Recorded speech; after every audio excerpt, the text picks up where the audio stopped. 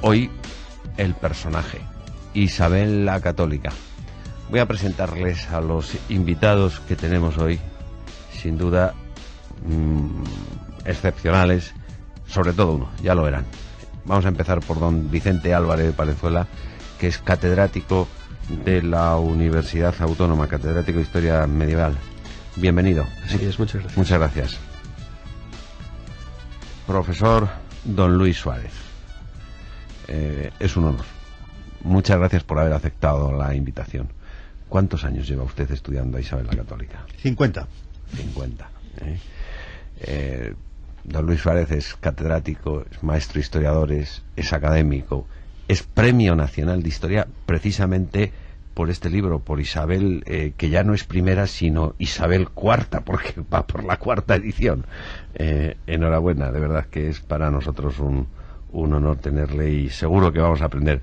Me da vergüenza lo que voy a hacer ahora, profesor Luis Suárez, pero es la norma que tenemos siempre en estos programas, y es hacer una pequeña biografía, y teniéndola usted aquí, hacer una biografía radiofónica de Isabel la Católica me da vergüenza, pero tómeselo usted como esos ejercicios de calentamiento que hacen los jugadores de fútbol antes de entrar, y por supuesto, si hay algún error, y a veces los cometemos, después usted lo corrige, y naturalmente estamos a la espera de sus aportaciones, que es lo que interesa en esta edición, en este programa. Si les parece, vamos a escuchar esta biografía de Isabel la Católica.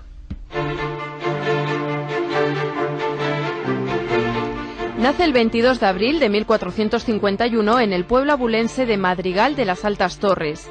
Será la tercera hija del rey Juan II de Castilla, casado en segundas nupcias con doña Isabel de Portugal, la madre de la futura reina católica.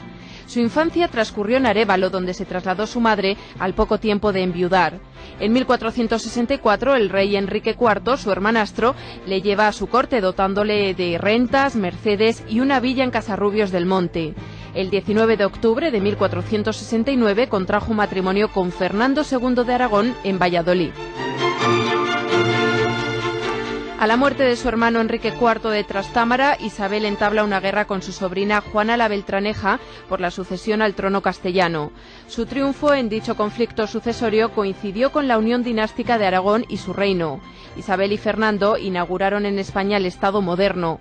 Con ellos finaliza la empresa medieval de la Reconquista, se inició el camino hacia la unidad territorial, que se consumaría con Felipe II, y surgió la monarquía autoritaria con una nueva organización interna. En este sentido, sanearon las instituciones existentes y crearon otras que pudieran servir su autoridad. Por ejemplo, llevaron a cabo la reorganización legal de las Cortes de Toledo, la recopilación de las ordenanzas reales de Castilla, realizada por Alonso Díaz de Montalvo, y la inserción de letrados en el gobierno como parte del Consejo Real y de los nuevos consejos. La nobleza, que acató el triunfo de la Guerra de Sucesión, fue también su colaboradora en el nuevo régimen, viendo consolidado su dominio económico y social y generalizada legalmente la institución del mayorazgo. En un momento de calma internacional, los reyes decidieron terminar con el último bastión musulmán en Europa occidental mediante la conquista del reino nazarí de Granada, que terminó en 1492 y al que repoblaron con más de 35.000 castellanos. Aunque la obra de Fernando e Isabel es prácticamente inseparable, fueron decisiones preferentemente de Isabel el empeño de conseguir la unidad religiosa mediante el establecimiento de la nueva Inquisición en 1478, dirigida en principio contra los conversos que judaizaban en Andalucía y extendida después por todo el reino. También la expulsión de los judíos en 1492, medida complementaria de la anterior que les obligaba mediante decreto a convertirse o emigrar, y la conversión de otras minorías religiosas como los moriscos de Granada, a los que trató de atraer mediante la tolerancia y las predicaciones de Fray Hernando de Talavera. No obstante, al no conseguirlo, impuso los métodos más severos del cardenal Cisneros, provocando rebeliones de 1499 a 1501, seguidas de conversiones en masa al catolicismo. La selección de buenos obispos y la reforma del clero contribuyeron también a reforzar este intento de unidad religiosa. La reina pretendía mantener una buena relación con Portugal a través de enlaces matrimoniales como el de su hija Isabel con don Alfonso de Portugal y a la muerte de este con don Manuel el Afortunado, así como la de su otra hija María de Aragón con don Manuel cuando éste enviudó. Puso gran empeño también en la expansión ultramarina en el Atlántico, que iniciada con Canarias, culminaría con el descubrimiento de América en 1492. Aunque después de las primeras empresas colombinas, ni ella ni su marido, que siguieron protegiendo a Cristóbal Colón, se volcaron en la empresa. Isabel marcó su impronta por el empeño en que se cristianizara a los indígenas y que no fueran esclavizados según las normas jurídicas vigentes. Isabel la Católica falleció en Medina del Campo el 26 de noviembre de 1504, víctima de un cáncer.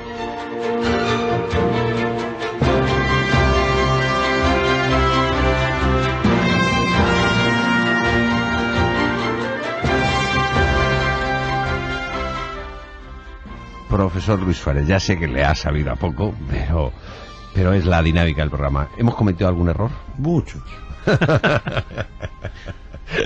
Vamos a puntualizar. Dicho con el cariño de maestro, ese mucho se lo acepto. Sobre todo, en el texto que se ha leído, veo un tono pesimista, distinto del de la realidad. Isabel nunca llamó a Juana la Beltraneja. Este apodo, que empieza a utilizarse ya en el siglo XVI, después de la muerte de los reyes, implica una falta de consideración. Para Isabel era únicamente la hija de la reina, víctima inocente de un error gravísimo cometido por su hermano, a quien guiaban ciertos consejeros, al tratar de hacer nulo, por impotencia, el primer matrimonio con Blanca, y sin contar con la dispensa necesaria, en este caso inevitable, porque un marido separado de su mujer por ser impotente anula cualquier matrimonio posterior, mientras no haya una expresa declaración por parte del Papa, que nunca se produjo. Para Isabel este fue siempre un tema de dura conciencia. Ella no dudaba en ningún momento que le correspondían los derechos al trono, porque aquel matrimonio había sido nulo, pero ¿qué hacer con la víctima inocente? Y lo que hace es procurar lo que llaman entonces un matrimonio conveniente. Y ella le propone dos posibles maridos. Primero, un hijo del infante don Enrique, es decir, un sobrino, primo carnal de su marido, a quien llamaran Enrique Fortuna, porque él iba a desempeñar después en la política de su tiempo un papel muy importante, llegaría a ser virrey de Cataluña. Pero Enrique no espera, teme que todo aquello no vaya a cuajar en una realidad, contrae un matrimonio por su parte, y entonces Isabel ofrece el segundo marido, y el segundo marido es su propio hijo, Juan, lo que hubiera convertido a doña Juana primero en princesa de Asturias y después en reina, en el caso de que Juan hubiera llegado a ceñir la corona. Me parece que es muy importante ir teniendo en cuenta estas cosas, porque a través de la literatura divulgativa, ahora hay hasta quien pretende que Juana sí era hija de Enrique IV por un procedimiento de inseminación artificial. Esto ya es... Se ha llegado a escribir esto. Se ha llegado a escribir esto. Y realmente esto es una de las cosas que ya no llaman la atención. ¿Y con esto qué se pretende? ¿Vender libros o...? Claro, lo que se pretende yo creo que es vender libros, vamos. Y también desprestigiar la figura de Isabel, que en estos momentos no goza de buena prensa, como es lógico. Cometió un pecado muy grande, que fue hacer la unidad española, ¿verdad? Que eso es lo que muchos hoy no le perdonan. Yo también rectificaría, al hablar de la política, de la dura política de establecimiento de la Inquisición y después de la prohibición del judaísmo y del islam en España, no en toda, pero sí en una gran parte de ella. Yo creo que en esto Fernando y Isabel estaban absolutamente de acuerdo. Hay documentación más que suficiente en que se ve cómo el rey a veces iba todavía más adelante que su propia esposa, la reina. Otro punto que a mí me interesaría mucho destacar Es esas horas finales, 24-25 de noviembre de 1504. Entonces ahí ocurren dos acontecimientos muy importantes que conviene que se conozcan. ¿Qué hacer con los habitantes de América? ¿Qué son los habitantes de América?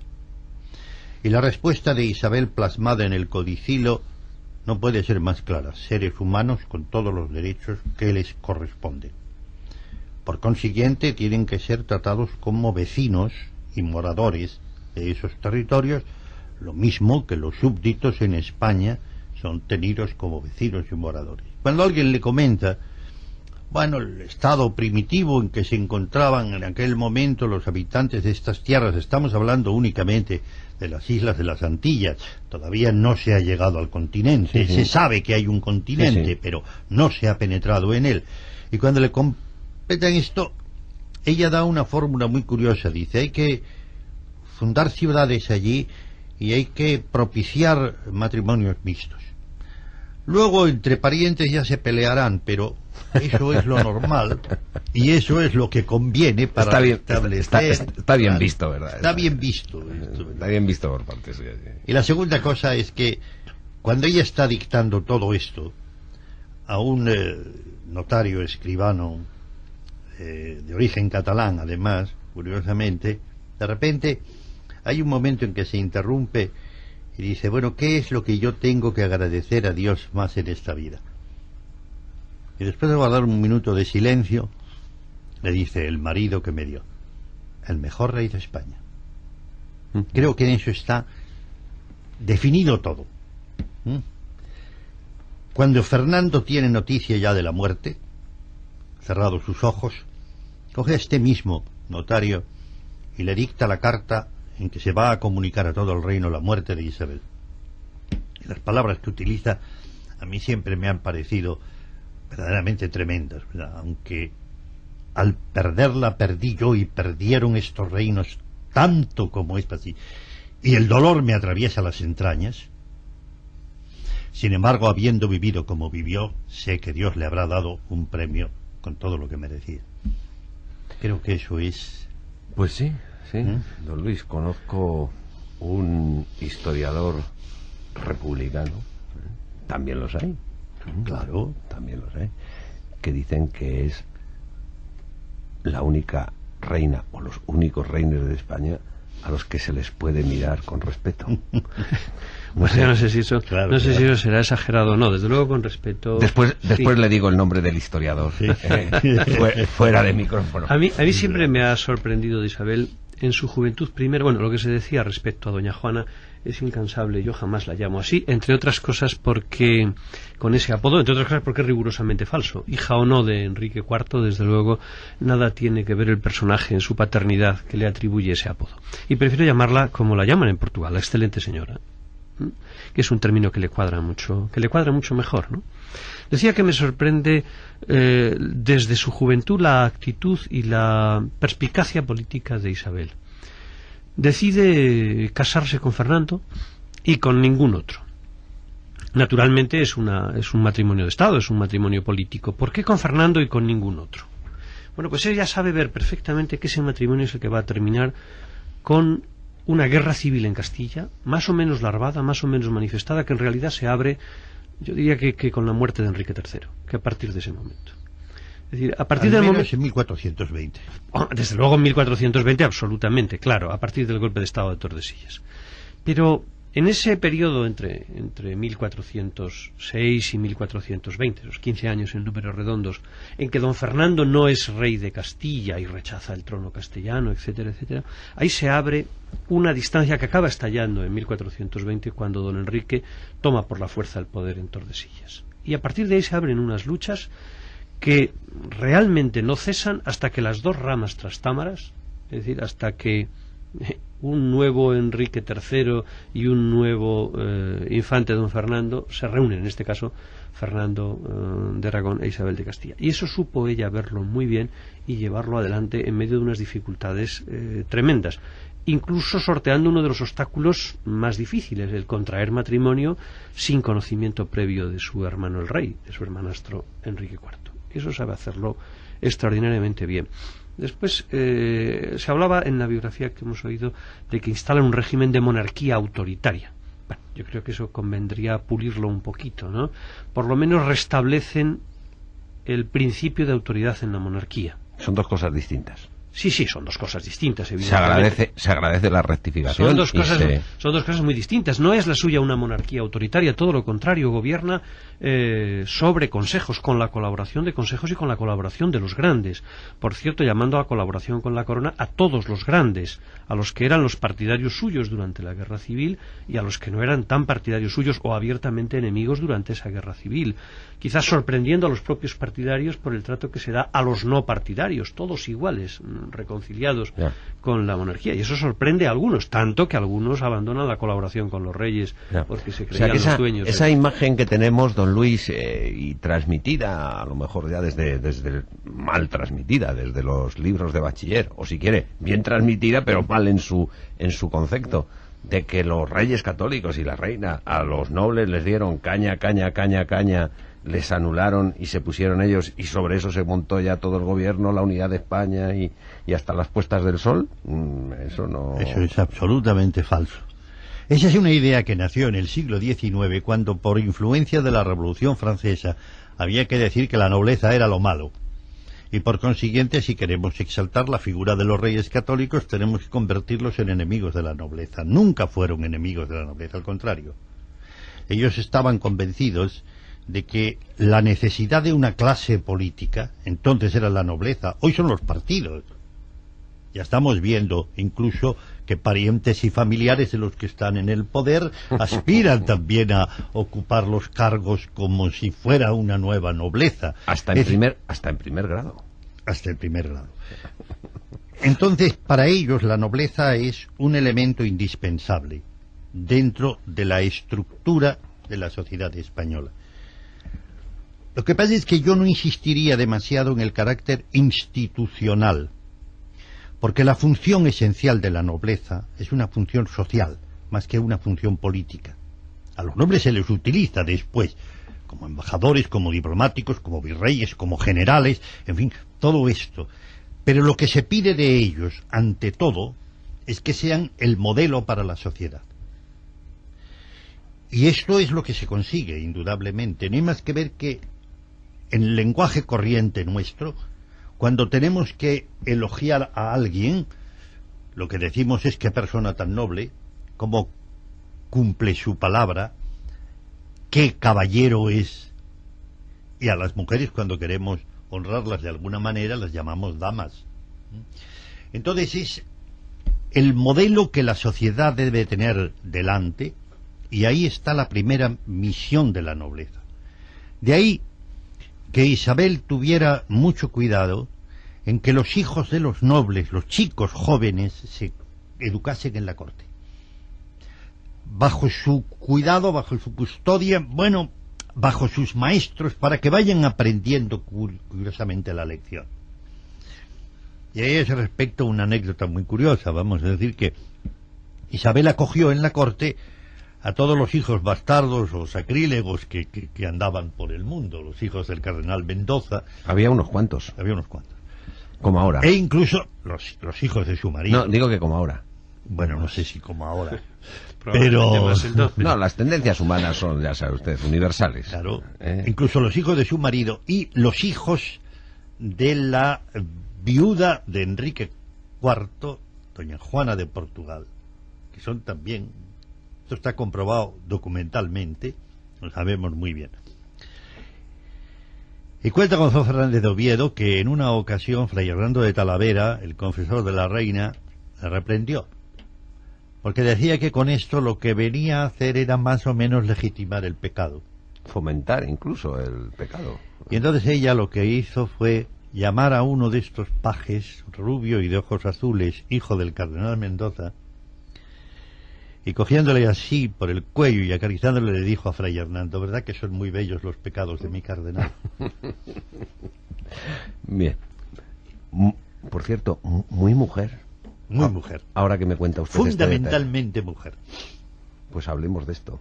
Bueno, desde el punto de vista O político. sea, porque eso de la camisa vieja... No, Eso no se sostiene. No, cada cosa se ha contado. No se sostiene por ninguna parte. Bueno, pero vamos a por los tópicos, a pincharlos todos, don Luis, ya que le tenemos hoy aquí. Hay uno que ha aparecido también en la biografía que hemos escuchado al comienzo, respecto a la implantación de la Inquisición y la expulsión de los judíos, fundamentalmente. Bien, vamos después, si le parece. Vamos por lo de mujer. Mujer. Incluso desde el punto de vista político. Ella da un paso en la vida europea que después tendrá grandes proporciones. Hasta entonces, la actitud ante una mujer heredera se dividía en dos alternativas: o rechazarla, que era el caso francés, la ley sálica, las mujeres no tienen nada que hacer, que es lo que después implantará Felipe V en España. Las mujeres no tienen nada que hacer y nos traerá las guerras carlistas, pero en fin. O la otra actitud, que decir, bueno, sí, pueden transmitir derechos, pero ejercer el poder lo tiene que ejercer un varón. Ella rompe con esa norma y establece el principio de que una mujer puede reinar, y está dispuesta a reinar. Y hay un momento en que Fernando el Católico siente un poco de resquemor por esto. Están todos los que le rodean diciendo, bueno, esto, ¿cuándo se ha visto tal cosa? Y ella le convence con un razonamiento muy curioso, que es decir, mira, no tenemos más que una hija y no sabemos si vamos a tener algún varón. A lo mejor todos nacen niñas, ¿quieres desheredarlas? Tú, padre, desheredarías a tus hijas. Y entonces es cuando Fernando se da cuenta y dice, claro que no. Y es cuando se hace la primera manifestación, ya en documentos escritos, de cómo una mujer puede reinar, delegando en el marido una plenitud de poderes, eso sí, pero sin abdicar en modo alguno. Pero lo más importante en Isabel era después el sentimiento propio de la femineidad. En esto le influyeron tres personas. La mujer de Gómez Manrique, la loca del Sacramento, de Cárdenas, la loca del Sacramento, como le llamaban, María Enríquez. Santa Beatriz de Silva, que es la primera que tiene en sus rodillas a la niña curándola, y después será la que monte el gran convento y la gran reforma de Toledo. Y Fray Martín de Córdoba, que escribe para ella un libro, le regala cuando cumple 16 años, que es El jardín de las nobles doncellas. Y todos parten de la misma idea, es decir, la calidad femenina es tan importante que por eso la más excelsa de las criaturas es la Virgen María. Pero esto es lo que hay que cuidar, es decir, hay que educar a las mujeres para que sepan ser mujeres en todo el sentido de la palabra. Y ella lo monta en la corte, y de cuando en cuando apela a curiosos subterfugios y tal, cuando tiene que arreglar un problema entre dos familias nobiliarias que están peleándose porque quieren quedarse los dos con Astorga, ¿verdad? Y tal. Entonces Isabel dice, bueno, vamos a ver, el hijo de uno y la hija del otro que viven aquí en la corte se han enamorado tan profundamente que lo mejor que podemos hacer es casarlos. Y al casarlos ella pone la dote, indemnización y liquida todo un problema. Es decir, se vale de estas cosas. Pero lo más significativo es lo que apuntaba antes Vicente, y es la boda de su hija primogénita, Isabel, con Alfonso de Portugal. Es una novela de caballerías. La gente ve con sorpresa, con enorme sorpresa, cómo de repente el amor entre unos príncipes es un amor verdadero. Hasta el punto de que dicen que cuando se casaron, consumaron el matrimonio inmediatamente porque no podían seguir esperando de tanto como se querían. Muere accidentalmente el príncipe y ella, como si fuera un personaje de las novelas del rey Arturo o de Amadís de Gaula, rasga las vestiduras y jura, no me volveré a casar. Para mí este es el amor de mi vida, y tal. Luego los padres la obligan a casarse con Manuel. Ella no tiene más remedio que ceder porque los intereses de la Iglesia están por encima de cualquier otra condición. Pero todo esto es lo que está dando una importante dimensión a la vida de esta mujer, que supo además rodearse de otras mujeres y fomentar su... Profesor Valenzuela, habíamos cortado, no sé si quiere completar, Sí, pero volvemos después a lo que habíamos iniciado sobre la Inquisición. Sí. No, dos rasgos fundamentales me parecen a mí del carácter como mujer de Isabel. Primero, su sentido del deber y del cumplimiento de las obligaciones de su cargo y de su situación por encima de sus conveniencias y de sus gustos personales. Por ejemplo, el matrimonio de Isabel y de Alfonso de Portugal, aceptar la separación de su hija muy pequeña para situarla en tercería en Moura, me parece un sacrificio extraordinariamente importante. Estamos hablando de una niña todavía de pocos años en el momento en que este acuerdo tiene lugar. Me parece un aspecto importante. Y después la capacidad que tiene de los pequeños detalles de la vida, cuidarlos extraordinariamente. Y a mí hay uno que quizá puede pasar desapercibido, pero que me impresiona siempre. Cuando acompaña a su hija Juana, que va a contraer matrimonio y va a embarcar en Laredo, sube a la nave con ella y pasan juntas la primera noche. Ella es consciente de la debilidad de su hija, para acostumbrarla al balanceo de la nave. Me parece que ese es un detalle extraordinariamente importante. Y después, cuando se la ve en medio de preocupaciones grandes de todo tipo, negociando con Francia los problemas italianos, América, Portugal, los propios problemas interiores, hay ingentes cantidades de documentos con instrucciones a su camarero, a Sancho de Paredes, diciéndole qué se deben de hacer con unas varas de paño que no sé qué, o incluso que se aproveche aquel terciopelo que sobró de hacerme una falda para mí. Eso está documentado. Y es una mujer que ese mismo día tiene sobre su mesa de despacho problemas de extraordinaria importancia. Quiero decir, es una mujer capaz de gastar lo que sea necesario, de vestir como corresponde naturalmente a su estatus y a su condición, y recordar unas varas de terciopelo, de velludo, que quedaron en su cámara. Me parece que son rasgos fundamentales de su personalidad. Hay otra anécdota literaria que creo que conviene contar aquí. Un día enferma la mujer de Gómez Manrique. Isabel escribe a Gómez Manrique y le dice: don Gómez, venid muy pronto, que vuestra mujer se ha puesto enferma, mejoró cuando le anunciaron que veníais y ha vuelto a empeorar cuando ha pensado que no venís. Magnífico. Bueno, vamos a la Inquisición, como habíamos apuntado antes. Bueno, yo creo que es algo que ella, que los dos, los reyes, hacen, no desde luego por gusto personal, en absoluto. Primero, es una decisión que estaba tomada antes y es un tribunal que funcionaba con anterioridad. Funcionaba mal, funcionaba de cualquier manera, es verdad, pero que ya existía antes. Y que ellos acaban implantándolo en sus reinos, entre otras cosas, después de serias reconvenciones por parte del pontificado. Exactamente igual que la expulsión de los judíos. Y bueno, no funcionáis como reyes católicos que sois, no estáis poniendo el debido empeño en la defensa de la fe. De manera que ese me parece que es un aspecto que hay que destacar. Los únicos que todavía tenéis judíos ahí en toda Europa. ¿Es así? Porque parece que cuando se habla de la expulsión de los judíos, es verdad que en la biografía me ha gustado, se ha hablado de un decreto de conversión forzosa, no de un decreto de expulsión, que no es lo mismo, aunque parezca lo mismo. Pero cuando se habla, sea de expulsión o conversión forzosa, parece que es el único reino de Europa que procede a la expulsión. Y no es verdad. No quedaban ya en ningún reino europeo.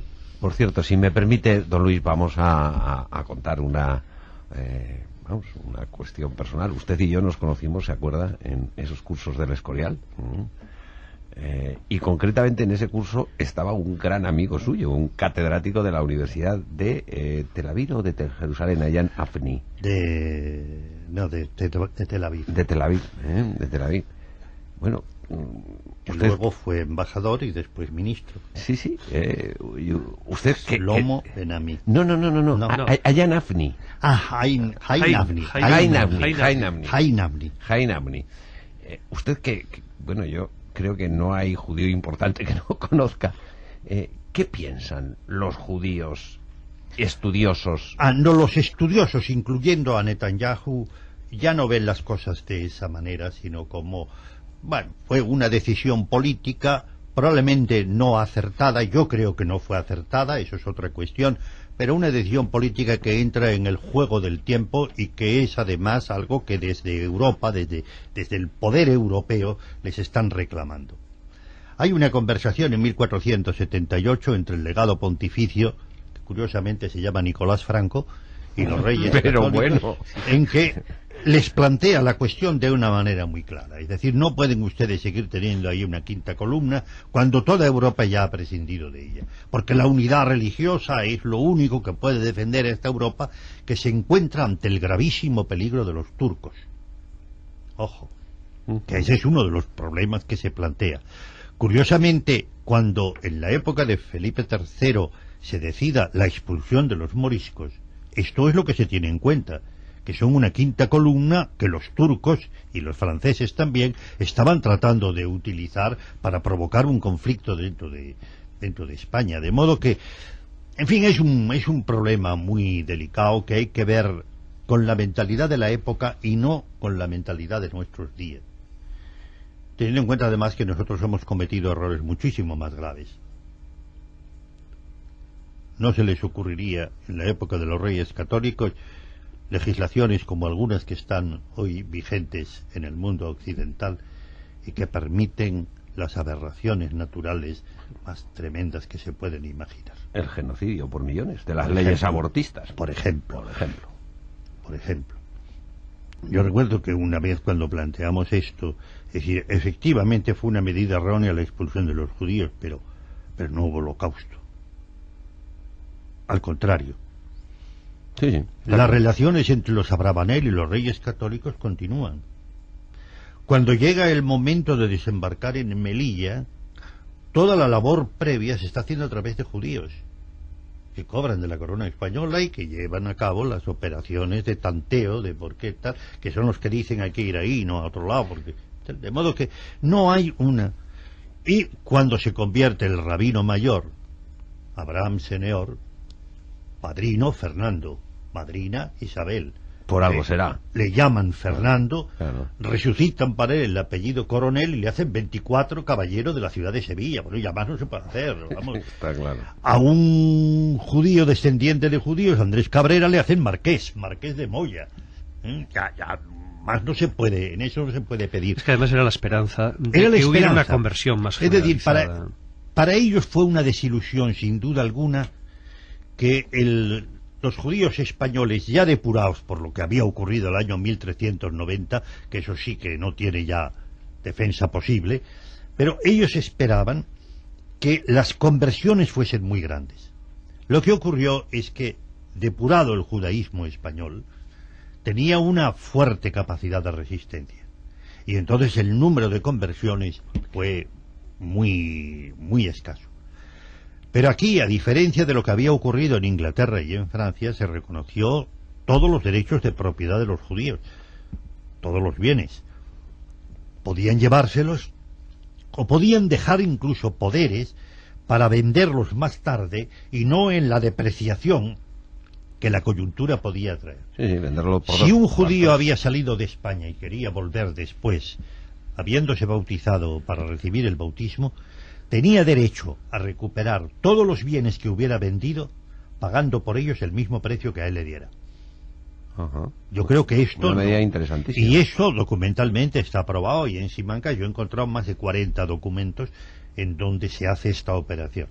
Otros muchos judíos no tuvieron interés, bueno, y por eso no queda registro, pero hay todos estos que dicen, efectivamente yo quiero acogerme a esta situación y recuperar mi bien. Sí, hablaba don Luis Suárez antes de Isabel como mujer, pero no podemos olvidar que Isabel, mujer, aspira a ser santa. Está abierto un proceso de beatificación. Hablemos de su faceta religiosa.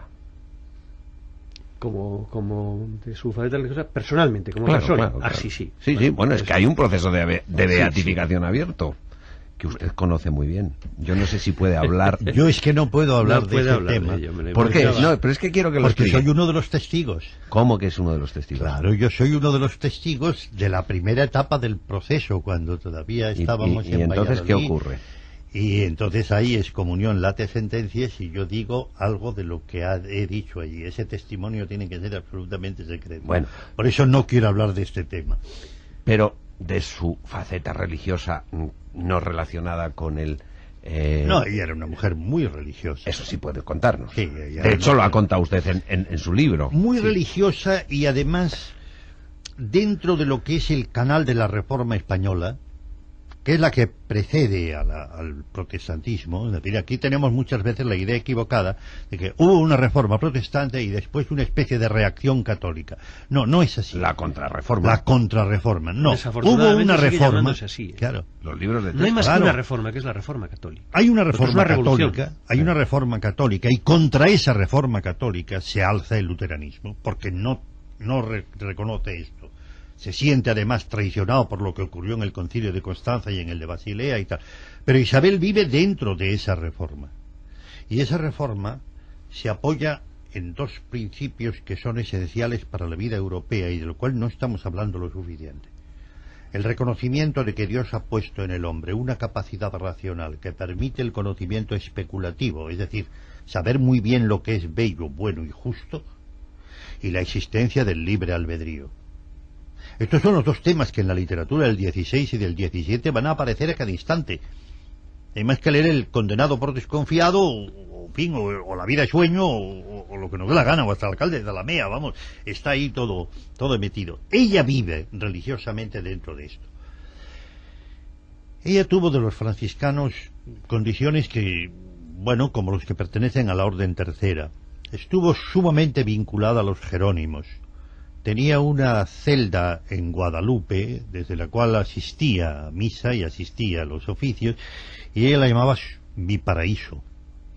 Ella es una protegida de los dominicos. Bueno, y ella es la amiga íntima de Beatriz de Silva, vamos a decir que no puede decir nada más. Le regala el Palacio Real de Toledo para que se meta allí con sus monjas, ¿no? Yo creo que eso sí se puede decir y se debe decir. Es decir, Isabel es una mujer profundamente religiosa, pero religiosa en el sentido nuevo que se estaba creando desde España, que está muy vinculada al humanismo, que es además, no sé, como el que practica más la virtud de la esperanza que otra cosa. Muy bien. Y muy coherente con esos principios religiosos. Hombre, esto está de moda. Después del documento que el Vaticano ha sacado sobre los políticos y la coherencia. Pues ella es muy coherente en su vida política con esos principios, incluso aplicándolos naturalmente cuando podría convenir otra historia. Soslayarlos, cuando menos. Sí, sí. No violentarlos radicalmente, pero marginarlos un poquito. Por ejemplo. Hay en varias ocasiones. Por ejemplo, en el problema sucesorio, para empezar cronológicamente, empezando con el arreglo de la cuestión sucesoria, los acuerdos de Alcásobas, permitiendo que doña Juana, comenzábamos por ella, la excelente señora, estuviera un año como novicia en un convento, porque tenía derecho a ello, y eso podía encerrar una trampa política. Y naturalmente ella supo ver que podía ser una trampa política y sin embargo plegó su voluntad al derecho que tiene toda persona a pasar un año en noviciado y aguantó ese tiempo, ¿no? De manera que es una situación muy compleja para Portugal y muy compleja para Castilla.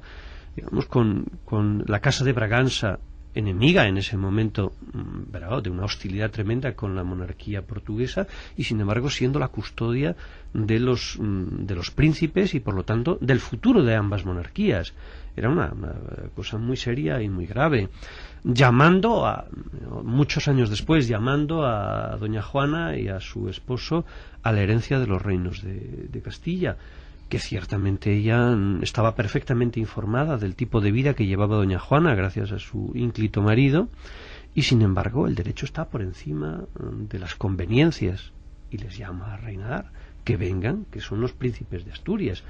Y así sucesivamente. El caso americano, evidentemente, es decir, qué hacer con las gentes de América, yeah, o con los canarios, con las gentes de Canarias, es decir, qué trato debe de dárseles, o la concepción de qué es lo que justifica el derecho a ocupar nuevas tierras, res nullius, tierras que no son de ningún príncipe.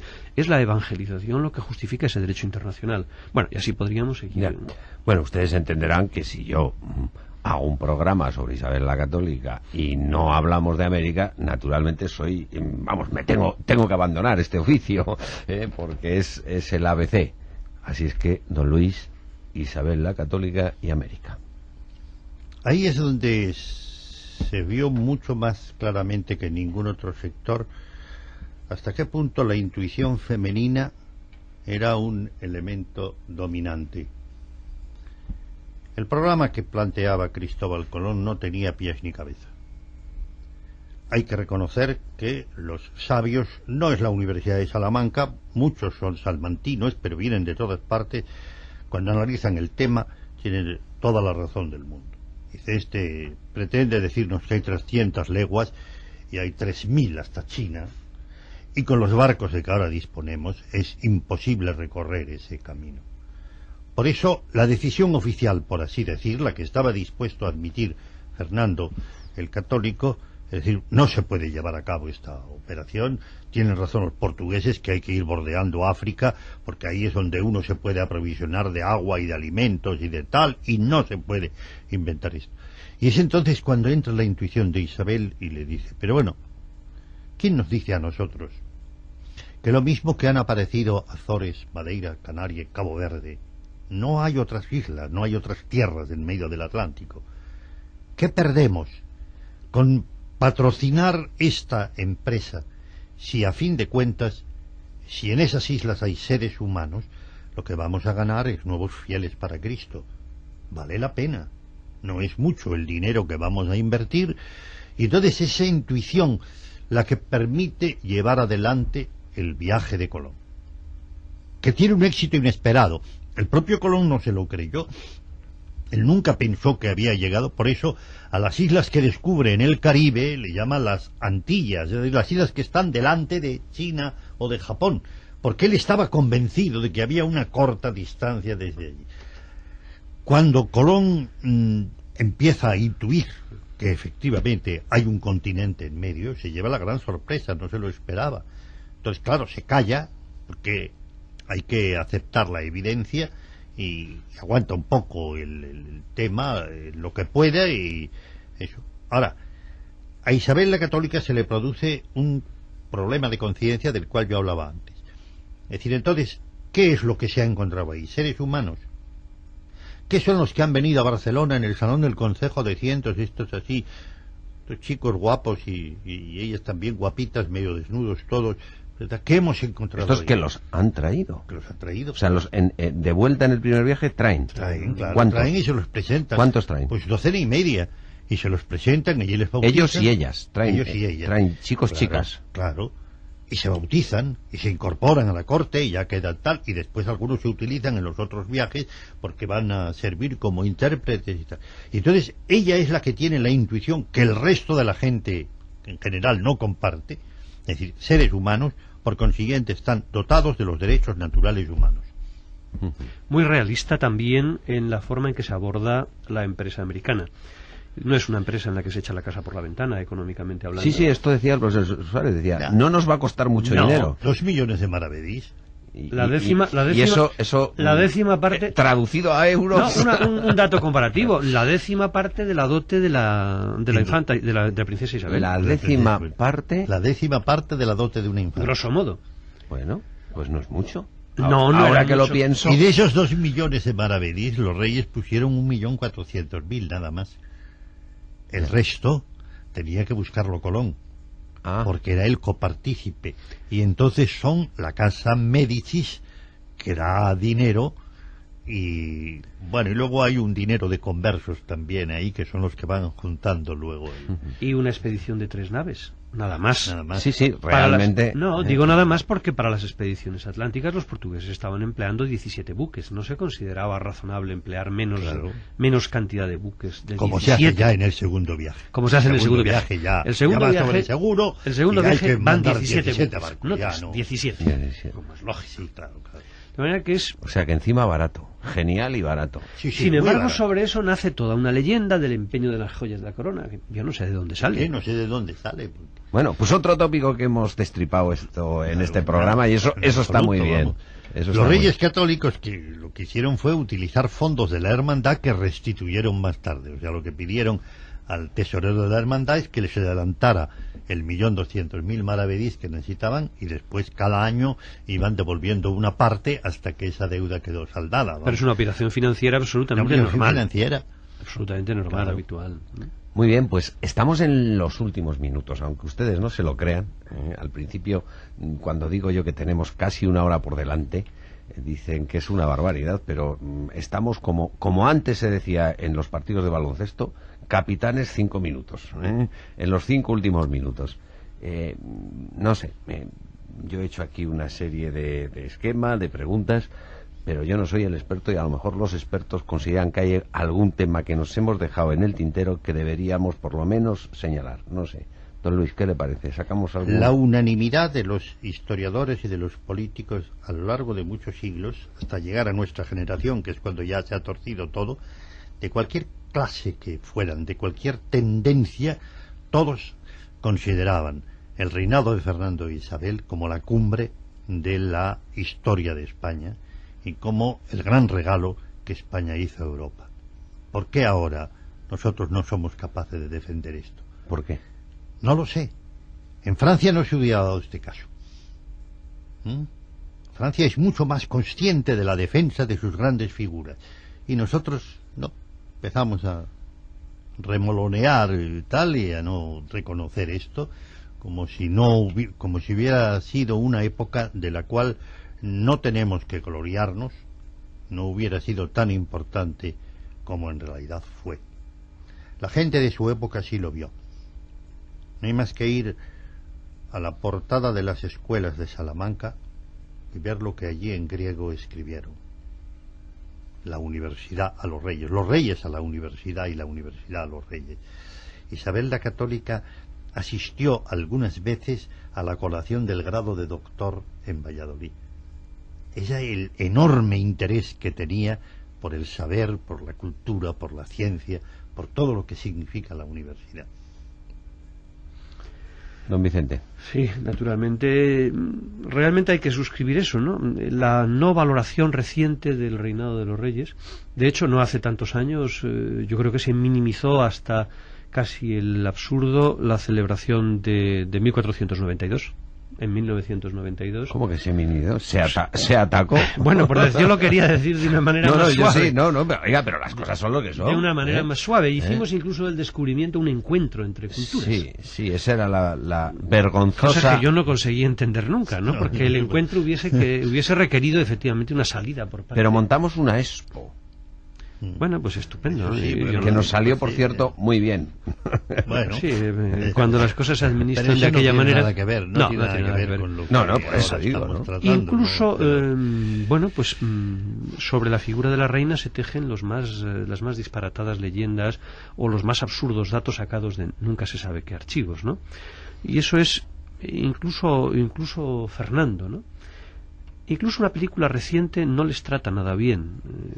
Se hace un análisis... ¿Cuál de ellas? Sobre Doña Juana. Doña Juana. Juana la Loca, La figura de Isabel casi hombruna, viriloide, ¿no? Aparece en las sombras. O la figura de Fernando, que parece un bárbaro campesino sacado del monte recentísimamente, en sus fugacísimas apariciones. Ya sabe usted que la ignorancia es muy atrevida. Sí. Sí, yo no sé por qué razón, porque además... Bueno, pues por ignorancia. O sea, ya se lo digo ya a usted. Porque Fernando hemos hablado de Isabel, que es el cambio programa, hay una evidente. muy buena película. Lo que pasa es que cinematográficamente, claro, es tan raro que es el monólogo, este monólogo que se ha hecho acerca de Isabel. Ahí es en donde se hace el retrato psicológico de la reina, que yo considero más acertado de cuanto se ha visto en cine. Vamos a ver si para 2004 se hace alguna cosa que valga la pena. Lo dudo. Bueno, está hablando de algo que sabe y que es un experto de cine. La gente no sabe que don Luis Suárez de cine lo sabe casi todo. Casi todo, ¿no? Es el creador de una semana internacional de cine. No, de la cátedra de cine. No, y de una semana también responsable. Bueno, de la semana nació la cátedra. Yo no era más que un miembro Semana más. Internacional de Cine de Valores Humanos. Bueno, exacto, entonces era de valores humanos, no, de valores religiosos y humanos. Religiosos y humanos, esa era la denominación oficial de la semana. Hoy, cuando tuvimos ahí a Charlton Heston, por ejemplo, ¿verdad? Qué experiencia, y a Fellini y a tal. Para mí fue una experiencia inenarrable, vamos. Muy bien. ¿Algún otro aspecto? No, realmente. Nada más yo iba a decir únicamente que hemos hablado de Isabel, puesto que este era el objeto del programa, pero que ciertamente Fernando fue un hombre que estuvo absolutamente a la altura, un hombre de un tacto político extraordinariamente grande. El mejor regalo que Dios le hizo a Isabel. Eso decía ella, por tanto no vamos a contradecirla, ¿no? Bueno, hemos hablado de Isabel y poco, porque en una hora de programa se nos quedan necesariamente muchas cosas en el tintero, pero bueno, ahí está esa espléndida, esa magnífica biografía de Luis Suárez sobre Isabel I Reina. Ese es el título exacto del libro que ganó en su momento el Premio Nacional de Historia, editado por Ariel, y que seguro, porque ya va por la 4ª edición, seguro que muchos de nuestros oyentes que nos han escuchado podrán ahí completar lo que por falta de tiempo no hemos podido decir. Don Luis, don Vicente, muchísimas gracias. A ustedes decirles y reiterarles una vez que ha sido un honor tenerles aquí